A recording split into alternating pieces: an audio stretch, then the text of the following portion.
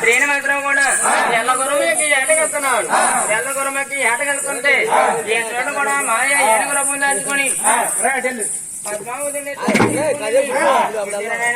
అలా మాయ అవుతున్నాడు పోయిందా.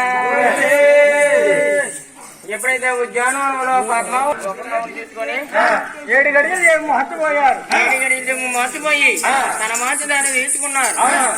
నీ ఊరేటి, నీ పేరేటి, నీ చంద్రవరు నాకు చెప్పలే. నా తల్లి తండ్రి మీరు చెప్పమంటారా? నా తల్లి గారు ధరణీదేవి, నా తండ్రి గారి ఆకాశరాజు, నా పేరు అయితే పద్మావతి అని. అలా పద్మావతి కూడా జగన్నామాలు చెప్తున్నాను కూడా.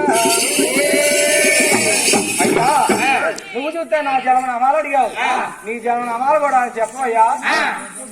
దేవి నా జన్మనామాలు కూడా చెప్తా నేను అన్నాడు. మా నాన్నగారి పేరు వసిదేవి, మా అమ్మగారి పేరు దేవకీదేవి.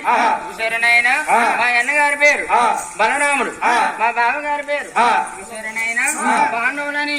అలా ఎప్పుడైతే చెప్పారో నా పేరు కూడా శ్రీకృష్ణుడని కృష్ణావతారం లీలలు అనుకొని అలా పోయినాలు చెప్తున్నారు. పోయిందా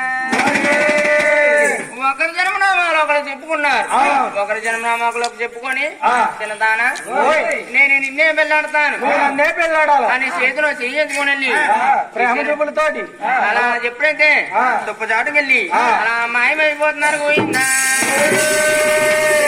అప్పుడు ఎప్పుడైతే శ్రీనివాసరావు కూడా గడ్డ మూల గడ్డని కూర్చొని ఉన్నాడంట.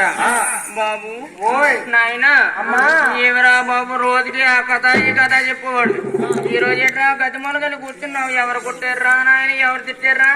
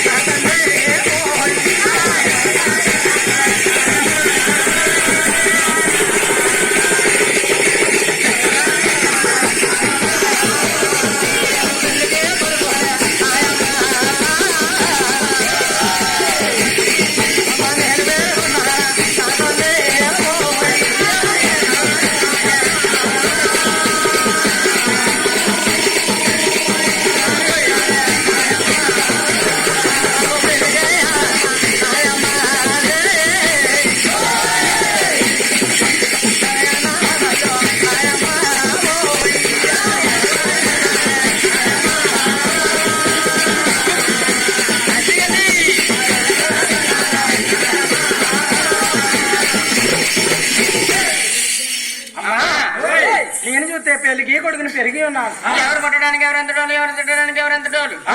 అమ్మా నన్ను ఎవరు కొట్టలేదమ్మా, ఎవరు తిట్టలేదమ్మా. అమ్మా నువ్వేం చేస్తావో తెలియదమ్మా. అమ్మోయ్ నాకు ఈ సంవత్సరం పెళ్లి చేయాలమ్మా. బాబు ఇప్పుడు పెళ్లి కావాలంటే పిల్లను చూడాలా, తగిన జబ్బు ధనం కావాలా, టైం పడుతుంది అన్నది ఆనాడు నాయన. పెళ్లి పెళ్లి అంటే మాట్లాడరా నాయన తినడానికి తిండి లేదు, పట్టుకోవడానికి బట్ట లేదు, ఉండడానికి కూడి లేదు. నాయన పెళ్లి పెళ్లి అంటే పిల్ల ఎవరు ఇస్తారా నాది అమ్మా మన కూటు కొరువు కాని కులాన కొరువు కాదు.